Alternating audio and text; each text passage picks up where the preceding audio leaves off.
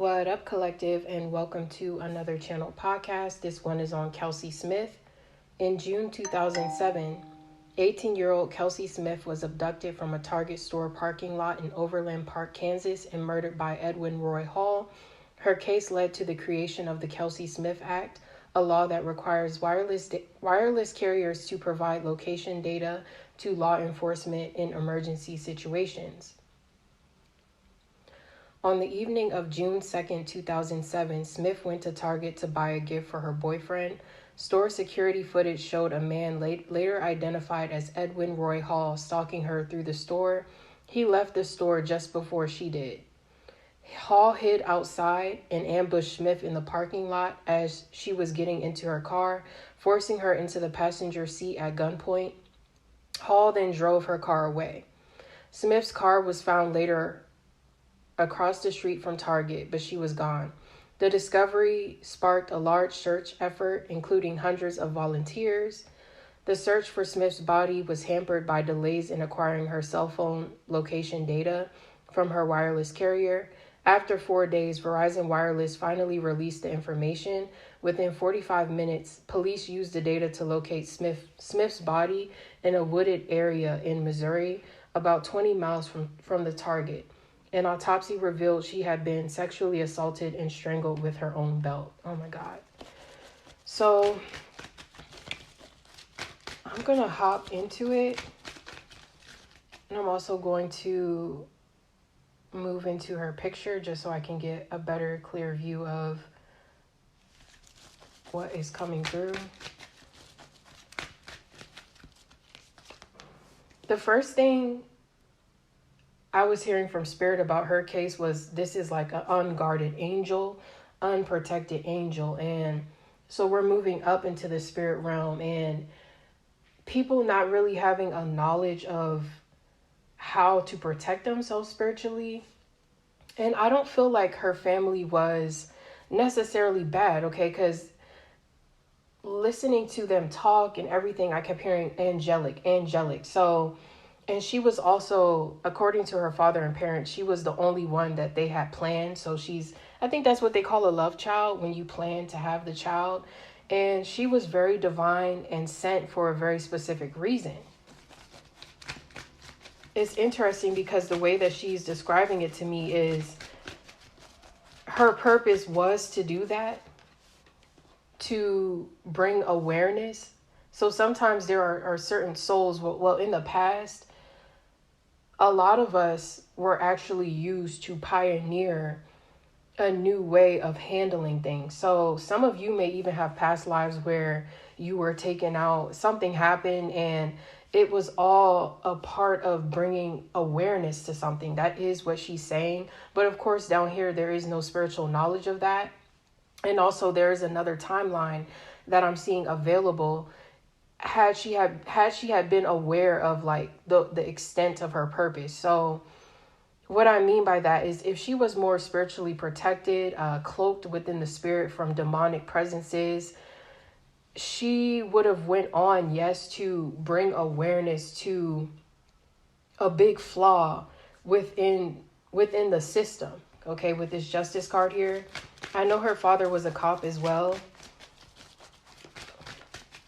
Her father could also still use some healing because, I mean, she knew that she was his favorite. That's what I'm hearing. I was my dad's favorite. I'm still around my dad a lot.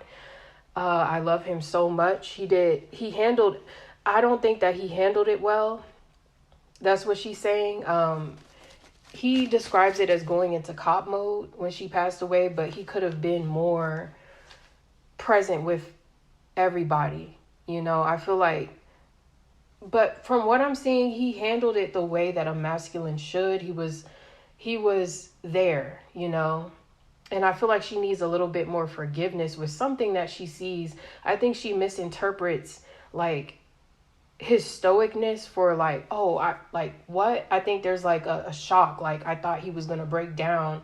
He does break down, but it's very different.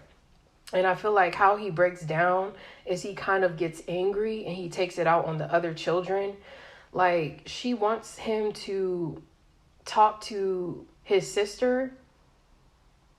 So maybe there's an aunt, or maybe she wants him to know that she saw somebody on the other side that was like a sister to him or connected to the family. So she wasn't alone when she passed away.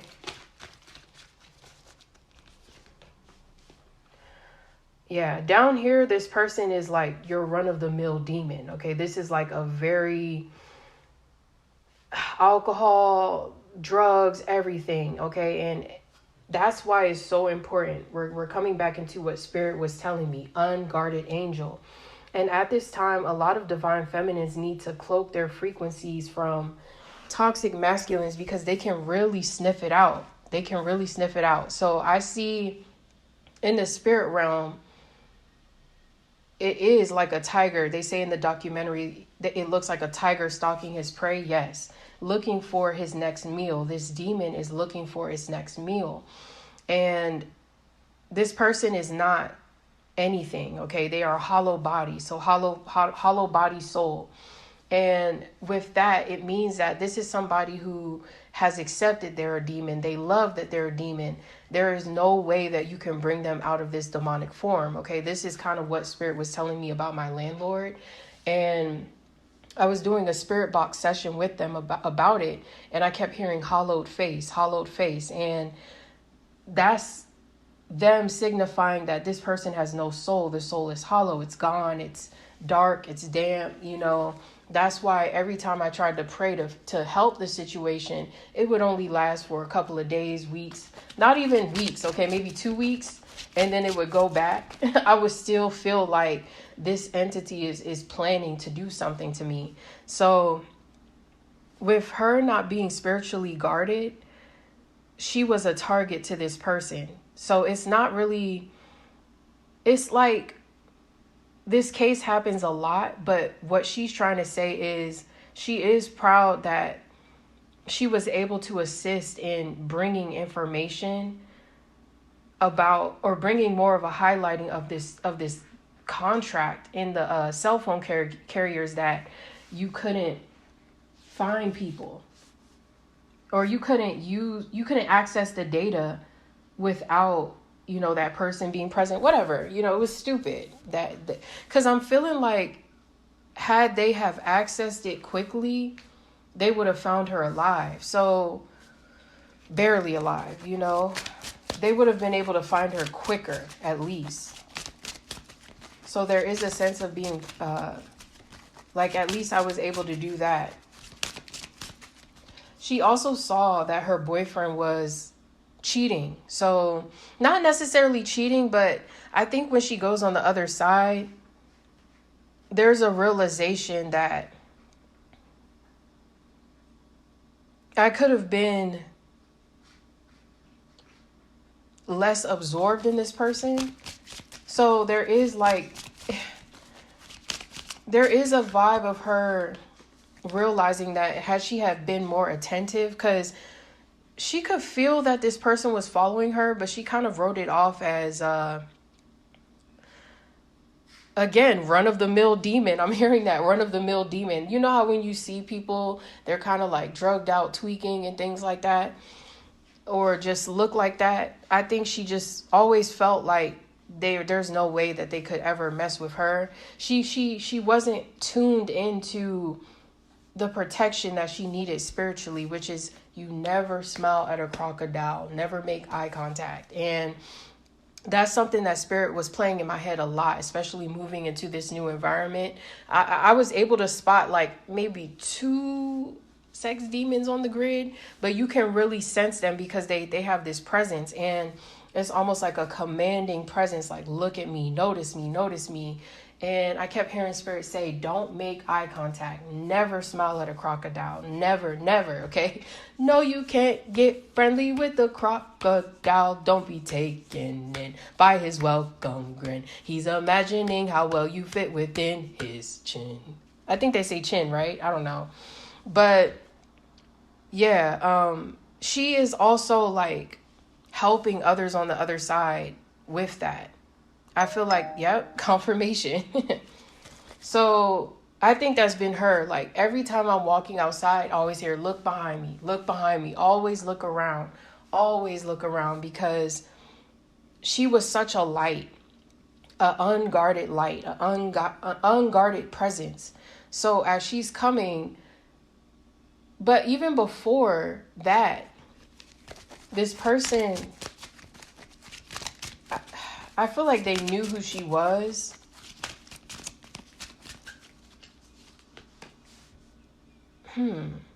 They knew who she was. So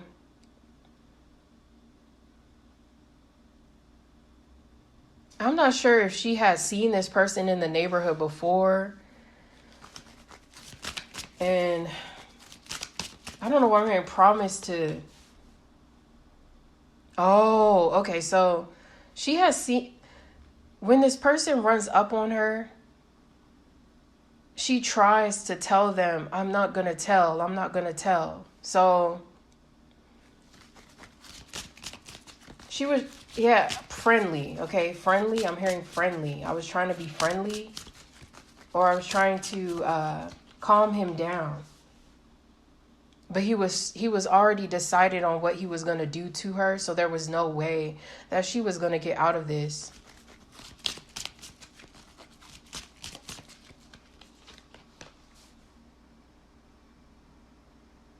And he feels bad for it. He does. That's interesting. But she is showing me that. I'm not sure if, I think he's still locked away. If not, I mean, regardless, he feels bad. He feels remorse. Because I think once he sobers down, once he sobers up, I said sobers down, he's used to sobering down. So this is somebody who was homeless. They didn't have anywhere to go. Demons were roaming through this person.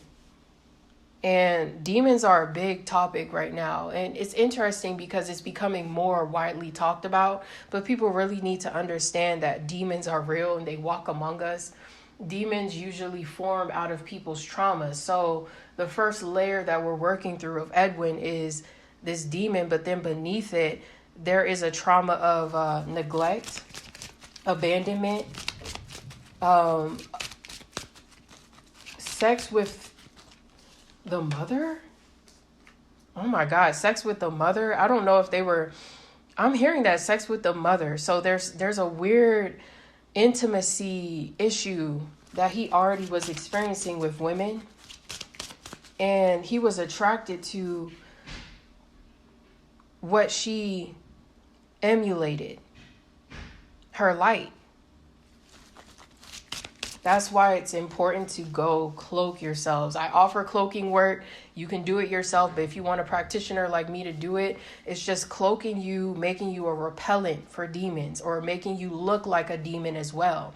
And it works so well. Like, like when I have the cloak on, it's like nobody notices me. It's good, okay? And it's like sometimes as feminines, you know, I'll speak to my own experience. I realized that there was like this part of me that wanted to be desired by the masculines, okay? Like you want to be, but there is a such thing as being modest and covered up and, you know, moving in such a way when you go outside. And none of this is her fault, but she is saying, has she have been cloaked? Has she have been looking like him? Okay, sometimes you got to shapeshift into a karmic to get away from karmic energies. And it's like she wishes that she would have known this information, and she's coming through essentially to say, yes, share this information to save somebody who's listening, because somebody here, anytime that I channel any of these cases, it's because it's going to reach somebody who is going through something similar, or potentially even aligning with a timeline that's similar to hers. So if you feel like, you know, you feel like you're a vulnerable target, sometimes you can just sense it. Like when you go into certain environments, you can feel, you know, ladies, when you walk past a group of men, that's all sex demons hopping on you. That's why you feel like you scared. It's because it's a demon. It's beyond like what you see in the physical. Okay, so that is what she is coming through to say. Let me see if there's anything else before I move into the spirit box.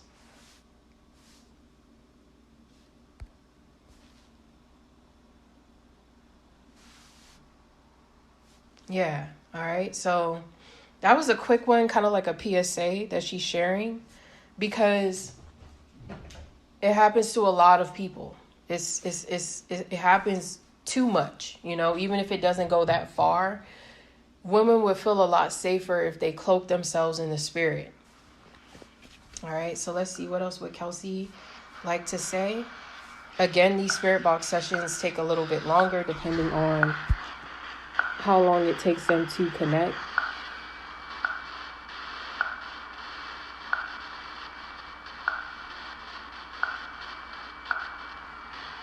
What would Kelsey like to say?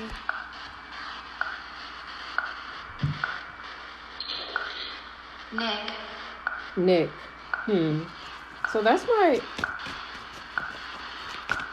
ex-boyfriend's name.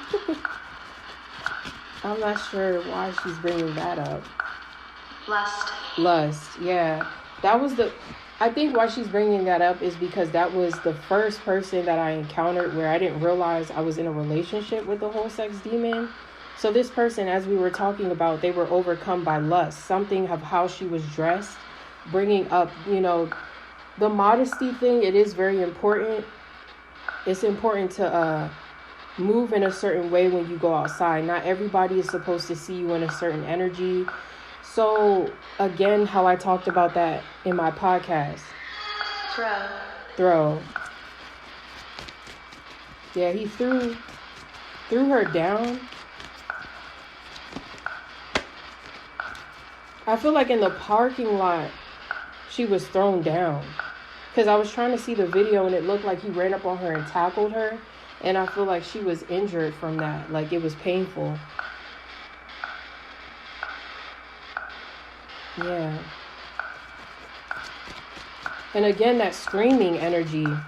So nobody heard her screaming.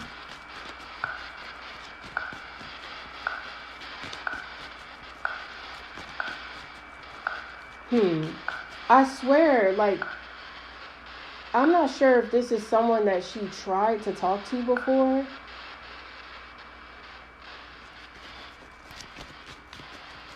And they just were not healed.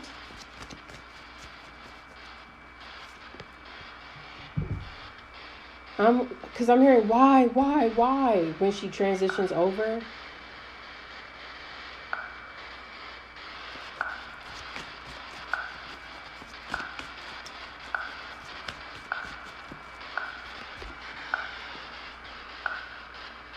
And it was just, it may seem like a random act of violence, but this is an unguarded angel. And I had seen another case where this happened in September of this year. It was probably one of the most absurd things I've seen this year. Okay. Every year is something different, but it happened in Texas, and I believe their name was Shani or Chandra, and they were a motel owner, and the guy came out with a machete and, I'm sorry guys, this is really graphic, but chopped his head off in front of his wife and son, and then picked up his head and kicked it like a bowling ball. Like, it had me, honestly, the whole day I couldn't even recover. But this is happening to a lot of angels, and this happened with you feel me. I really feel you, yeah. Feel you. You feel me? Oh my God, you feel me? She's talking like me. Yes, I feel you. Unguarded angels. That's what this is. Silent nothing. Silent nothing. Is that a movie? Okay, that cut off. Sorry, that's, the little dumb ads that come up. Yeah, that's what she's trying to say, guys. A lot of people right now, I am calling people who feel like unguarded angels. Take spiritual cloaking, protection. It's just like arming up with a gun. It's actually more powerful than a gun. To have a powerful practitioner behind you to bippity boppity boo the demons away, cloak you from them. And you guys have heard my story. I've gotten out of many dark situations via spiritual protection, via salt baths, via meditation, via staying up on my health. That was the one thing that she was missing. And it's very important because you can end up in situations like this.